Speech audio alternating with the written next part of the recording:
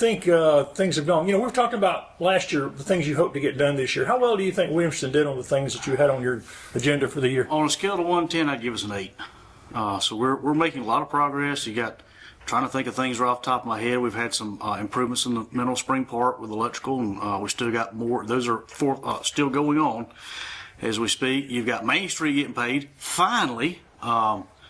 It's been a challenge. I think they waited till winter hit. That is a South Carolina highway. The mayor has no control of when the contractors show up or when they leave or when they stop. However, I do have good communication with the Department of Transportation, and when there's issues come up, they're working with the contractors and getting those issues resolved. So It's going to be a really good thing when it's going to be an amazing thing. It already rides a lot better if you can just avoid. I think we got the manhole issues fixed because you had some that were like a 6-inch drop. The town dropped off those risers that basically bring up the sewer manhole to level with the asphalt, or pretty close. You know, give or take, half an inch, which is not noticeable in a car. But we had some of them that were like 6-inch drop-offs.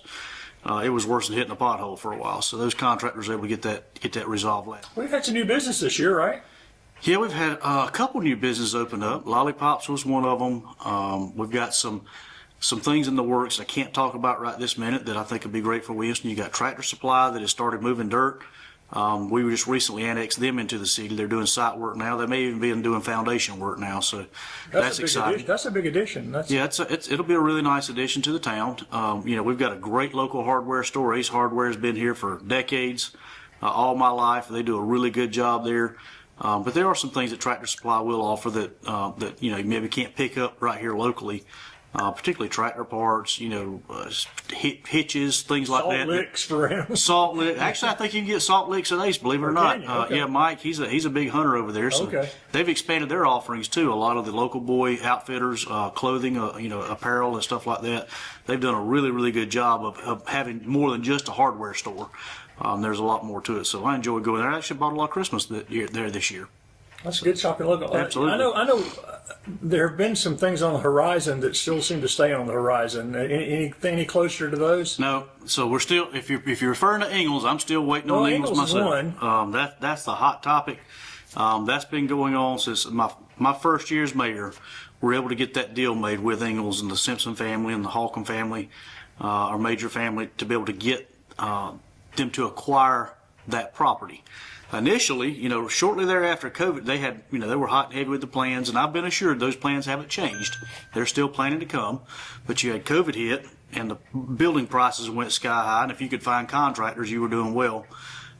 So they basically put a halt to all their projects for about 2 to 3 years, any new projects. Then Helene comes along, and guess where Ingalls headquarters are? Right there in Black Mountain. So it wiped out their distribution center, damaged 3 or 4 of their stores, and even their corporate offices had sustained significant damage. So what they told me is that now that's delayed even further because they're having to rebuild those stores that they had existing, get them back open, get their distribution. I think they had it back open within a month. So they're working really hard at trying to get those stores open back up, which pushed everything back. My last conversation with them, which is about 3 months ago, they still have plans and they're still moving forward. It's just going to take way more time than what I would like. They're not blaming Williamston for all this stuff, right? No, they're not blaming us, believe it or not. But we do have some issues with code compliance on that property. So we've let them know, what issues we've got that needs to be remedied so that we don't end up with vagrants and stuff like that in the empty building. There was a piece of property just up the road here on the corner. You've been kind of trying to get a tenant in there. That's another thing. You got Spinks coming. They've committed. They've already went through their permitting process. They gave me a tentative set of plans to look at. Keep in mind, this is very tentative, just to see if I have any questions or issues. Really, really nice store. I'm super excited about it. It will also feature a car wash there, the drive-through car wash. So that's one thing that we don't have in town. We've got the spray wash right close by, but a lot of people don't want to get out of the car, especially on a day like today, where you can just go through and pay how much they charge to get you a bucket of fried chicken. They got some great fried chicken. I was going to ask you, is that going to be the fried chicken edition there? Yeah, and see, one thing that's helpful is when we bring in business like that also contributes to the local hospitality tax, and hospitality tax has been a lifesaver for us. That's what keeps your parks up and going. That's what keeps the lights on Main Street during the Christmas holidays. That's what helps to pay the salaries of the guy cutting the grass for the ball fields and the youth recreation fields. Hospitality tax, we could not do what we do without the H I tax. say, where would you be without that? Well, it would have to come out of the general fund. That's what it did. You know, I wasn't on council when the hospitality tax was passed, 25, 30 years ago. If it didn't, it would have to come out of the general fund, and there's just not enough money there. We'd have to raise the taxes astronomically on our residents to be able to continue to do what we're doing now.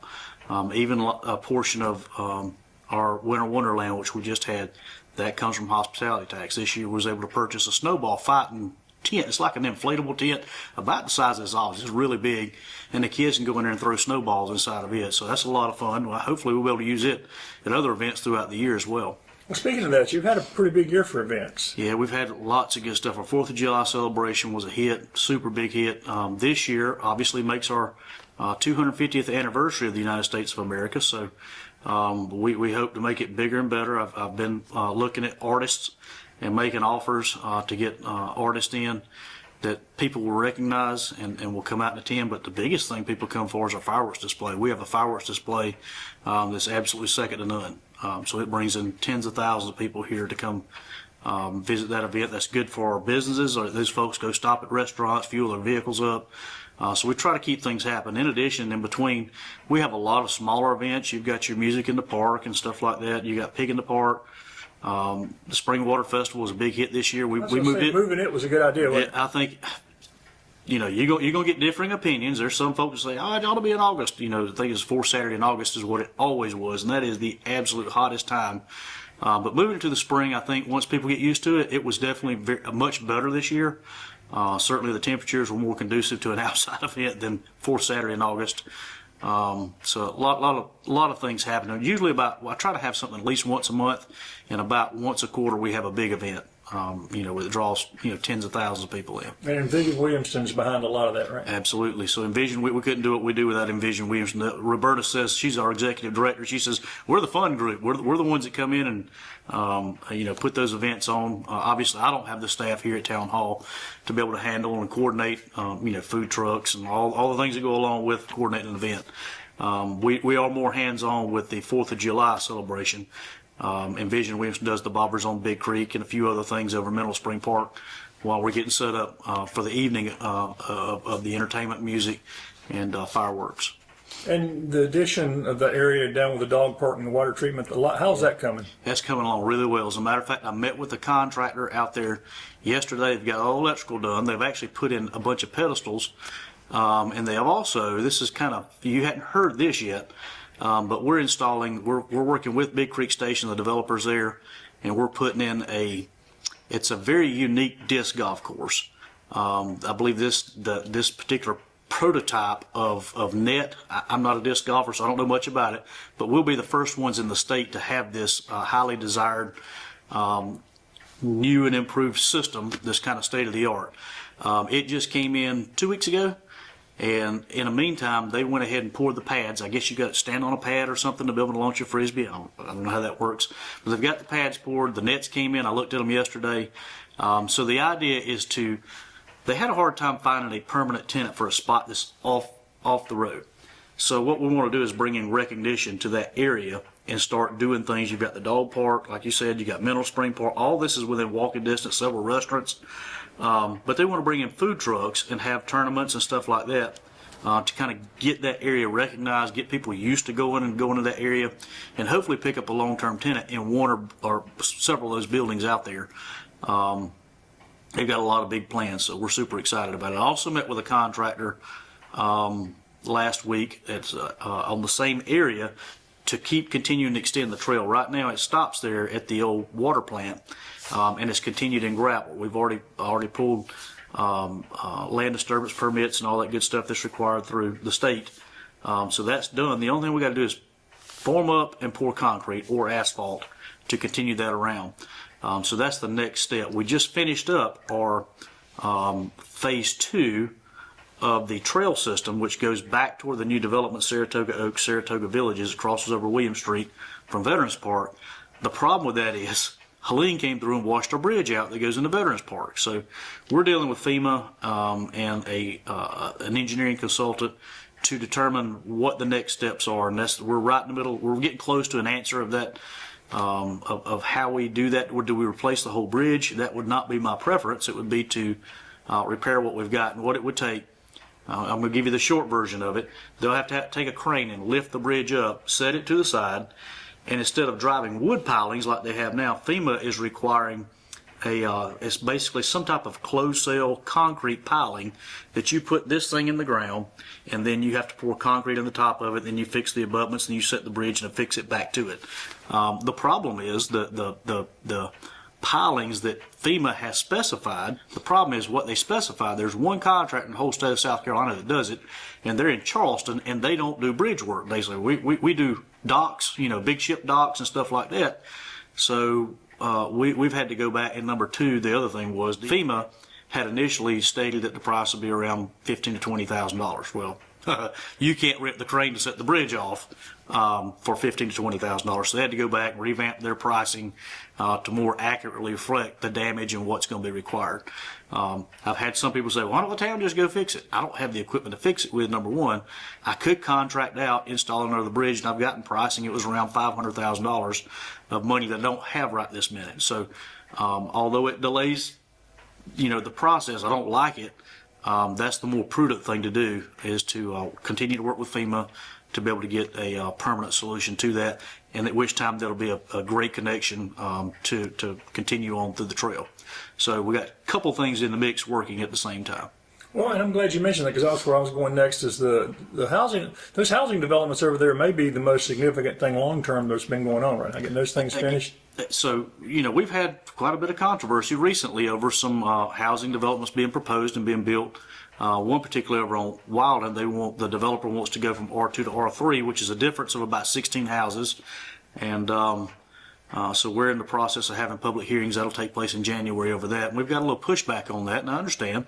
Hamilton Street's a very busy road. We want to grow, but we want to grow responsibly as well. We did that with Saratoga Oaks and Saratoga Villages. That's an area that has tons of green space. You've got sidewalks throughout. You've got curb and gutter. And the way we're able to do that, we were able to go above and beyond what zoning requires. The town owned this property, and me and the developer went back and forth in council, probably for the better part of a year. They would bring drawings back and say, nope. If you want the property, you got to do this. And so after several renderings, they finally came up with something that our council could live with, that I could live with, and that we would also be able to make money on each lot that's sold. The town gets a portion of those proceeds. So that's a win-win. That was about a $100,000 investment 20 years ago. We will recoup that way more and then some on that property, and have something that we can be proud of. I want to leave a legacy behind of something that says, you know what, that was a great project to work on in Williamston. Again, growth, but smart growth. Well, again, you mentioned the two Saratogas. This project, how is that affecting the population of Williamston? How are you growing? There's been no new census data since we've had this growth, and while we've had growth, we haven't had explosive, uncontrolled growth. That's what we don't want. So we try to proceed with things a little bit slower. I can't tell you exactly what the population has done. What I can tell you is that council has not increased taxes in a number of years. There's two ways. Obviously, your loaf of bread, your consumables that you have at home have increased dramatically over several years. We have not done that. I'm frugal as heck, but in addition to being frugal, we've had that growth even in the residential and business market that contributes back to the hospitality tax and to general fund, which allows us to continue our operation without raising taxes on folks. So it's been really helpful. I can't tell you the exact population of that change, because there's no census data since we've had the growth. But what I can tell you is, based on the tax revenue that's come in, it's definitely way better. I will also add that when I came in as mayor 5 years ago, we generated roughly $160,000 in hospitality tax a year. This year, or last budget cycle, I think we hit over 380. So that tells you there's considerable growth in the retail market, particularly in food and beverage, prepared food and beverage, where folks are coming to our town. Why are they coming to our town? They could be coming to play pickleball. They could be coming to our youth recreation programs. They could be coming to our events. Those are good measures that we can tell that what we're doing is working, and we want to continue that. And you mentioned pickleball. That continues to be surprisingly enough, we're in the middle of winter, and folks are coming from all around. I just met a group out there last week that was coming from AU they come out here to play pickleball with some of our local Palmetto High School students. I'm not sure why. They want to go play pickleball in the cold. You got lights and everything. It's lit up at night, so you can go play, 24 hours a day, 7 days a week, you can go play pickleball. So another project that we've got in the works, the council budgeted for this season, or this budget cycle, which ends in June, is complete renovation of the restrooms. Actually, it's a demolition and then a redo. We did the ones up front, which are special event restrooms, so we don't have to bring in porta johns. They're air conditioned, they're heated, they're super nice. But these restrooms over by the pickleball courts, number one, they're too small. Number two, they can't be expanded easily. It's going to require a complete gut, tear down, demolish, and redo. So expect that to happen. We've got a plan in place with a local contractor won the bid to begin putting those in. So that's another good project to look forward to. Well, you mentioned the budget. How's the budget looking for the year so far? Well, so the budget's looking great. We have not yet had our audit formal presentation to council, but preliminary. I met with the auditors, and basically it's like an exit interview they do with me to make sure there's no questions or anything like that, or anything they've missed. And it looks like we'll be putting back around $500,000 back into reserves last year. That's a big thing. From time to time, you may have a big event that happens that you didn't anticipate that you have to use those funds on. That's why we have a healthy reserve balance fund. You may have a sewer line bust out here on Main Street that requires digging up, repaving. It could get expensive really quickly.